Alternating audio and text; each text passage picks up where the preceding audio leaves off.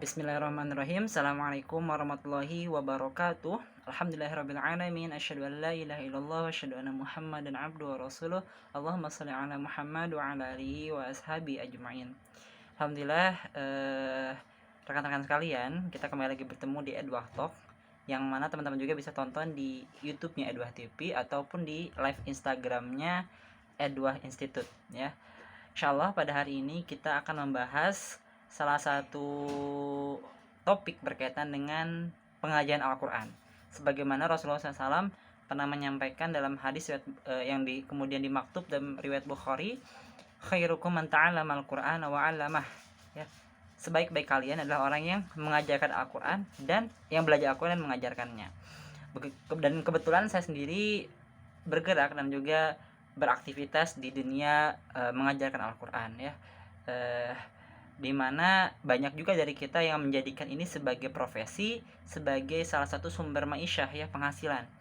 Lalu bagaimana di Islam sendiri dalam hal ya upah mengajar Al-Quran, apakah boleh atau tidak? Nah, ternyata ada dua pendapat. Ini yang kemudian perlu kita gali dan kita kemudian simpulkan. Ya, saya coba mengambil pendapat pertama bahwasanya ternyata memberikan upah terhadap yang mengajarkan Al-Quran itu merupakan bagian daripada sebaik-baiknya pemberian upah gitu. Bahkan Rasulullah pun dulu memberikan upah kepada orang yang mengajar Al-Quran sampai dengan menjadikan pengajaran Al-Quran atau kompensasi mengajar Al-Quran itu sebagai mahar untuk menikah gitu. Artinya ada pendapat bahwasanya baik gitu ya memberikan upah terhadap pengajar Al-Quran. Nah, ini saya bacakan hadisnya. Rasulullah SAW bersabda, sesungguhnya yang paling berhak kalian ambil upahnya adalah kitabullah. Hadis riwayat Bukhari nomor 5737. Nah, Imam Al-Bukhari berkata, telah menceritakan kepada kami Sidan bin Mudorb Abu Muhammad Al-Bahili, telah menceritakan kepada kami Abu Mu'syir Al-Basri, ia Suduk Yusuf bin Yazid Al-Bara, ia berkata, telah menceritakan kepada kami Ubaidullah bin Al-Akhnas Abu Malik dari Ibnu Abi Mulaikah dari Ibnu Abbas radhiyallahu anhu bahwa sekelompok sahabat Nabi SAW pernah melewati mata air. Di tengah mereka ada orang yang disengat binatang berbisa. Salah seorang penduduk sumber air itu menawarkan, adakah di antara kalian orang yang meruqyah? Di daerah sumber air ada laki-laki yang disengat binatang berbisa. Nah, lalu salah seorang dari mereka pergi. Ia lalu membacakan Fatihah Alkitab dengan upah seekor domba. Nah, meruqyah dikasih upah seekor domba, padahal ruqyahnya tuh hanya membacakan surat Fatihah. Ini belum selesai hadisnya. Orang itu pun sembuh. Lalu dia membawa seekor domba itu kepada teman-temannya. Mereka tidak suka hal itu. Mereka berkata, engkau mengambil upah atas kitabullah. Lalu mereka tiba di Madinah. Mereka berkata, bertemu Rasulullah, kemudian mereka berkata, ya Rasulullah, dia mengambil upah atas kitabullah. Rasulullah SAW bersabda, sesungguhnya yang paling berhak untuk kalian ambil upahnya adalah kitabullah.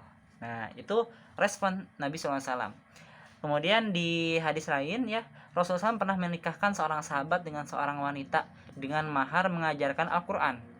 Rasulullah SAW bersabda kepada sahabat itu, aku telah menikahkan kamu dengan dia dengan mahar Al-Quran yang ada padamu. Ini pada termaktub dalam hadis riwayat Bukhari, Muslim, Ahmad, Abu Daud, At-Tirmizi dan An-Nasa'i. Kemudian dalam salah satu riwayat Imam Muslim, Rasulullah SAW bersabda kepadanya, pergilah karena aku telah nikahkan kamu dengan dia. Karena itu ajari dia sebagian dari Al-Quran. Hadis riwayat Muslim. Nah, ini ada beberapa hadis yang kemudian justru memperlihatkan tentang begitu mulianya pengajar Al-Quran. Kemudian juga Al-Quran itu bisa kemudian diberikan upah ya terhadap pengajarannya, pembacaannya ya, seperti dalam Haruqiyah dan lain-lain, bahkan sampai dengan kompensasi mengajarkan Al-Quran bisa menjadi mahar dalam pernikahan. Nah, maka jumhur ulama berdalil dengan hadis-hadis di atas ya tadi terkait kebolehan upah dari mengajarkan Al-Quran. Hadis Ibnu Abbas jelas menunjukkan kebolehan kompensasi atas ruqyah dengan membacakan Al-Quran. Yang tadi ya hadis yang kedua, membacakan Al-Quran adalah sama saja baik dalam ruqyah, pengajaran, ta'lim ataupun lain sebagainya. Oleh karena itu hadis ini juga menjadi dalil kebolehan mengambil kompensasi atau upah atas ta'limul Quran atau pengajian Al-Quran, ya. Makanya ini seringkali menjadi argumen orang-orang yang kemudian mengambil upah dari pengajian Al-Quran. Kemudian di dalam satu riwayat Abu Sa'id Al-Khudri dinyatakan bahwa sahabat mensyaratkan upah sepotong dari domba sehingga dia meruqyahnya. Bahkan Rasul SAW meminta bagian ketika potongan domba itu dibagi. Ya tadi ya, ketika seorang yang meruqyah tadi dengan baca Al-Fatihah dapat domba, Rasul pun minta bagian. Artinya boleh gitu loh. Boleh. Dari situ menurut jumhur ulama, hadis ini juga menunjukkan kebolehan ijarah. Ijarah itu upah ta'limul Quran dan mengambil ujroh dari mengajarkan Al-Quran, ya. Ijarah itu tadi ya, untuk boleh mengambil ujroh gitu. Diberikan upah. Kemudian demikian pula hadis tentang pernikahan tadi ya, dengan mahar pengajaran Al-Quran. Ini menunjukkan kebolehan kompensasi atau upah pengajaran Al-Quran. Sebabnya yang dijadikan upah hakikatnya adalah kompensasi. Jadi bukan Al-Qurannya, ayatnya, tapi kompensasinya. Artinya di konversi dalam bentuk harga gitu ya, harga kompensasi, sehingga harga itu yang kemudian menjadi mahar dalam ketika menikah gitu. Nah, pengajaran itu bahkan dinyatakan dalam riwayat Imam Muslim, Abu Daud dan An-Nasa'i, ya tadi. Di sisi lain ada hadis-hadis yang memberikan pemahaman. Nah, tadi membolehkan, bahkan justru lebih kayak begitu mengagungkan sampai dengan upahnya pun seekor domba dengan hanya membaca Al-Fatihah gitu ya. Hingga kemudian itu ada pendapat yang membolehkan. Lalu ada pendapat ternyata di sisi lain yang memberikan pemahaman larangan mengambil upah atas pengajaran Al-Quran. Di antaranya hadis dari Abdurrahman bin Shiblin yang menuturkan bahwa Rasulullah SAW bersabda, bacalah Al-Quran, janganlah berlebihan di dalamnya, jangan berpaling darinya, jangan kamu makan dengannya. Nah ini, jangan kamu makan dengannya, jangan pula berlebihan meminta dengannya. Hadis riwayat Ahmad.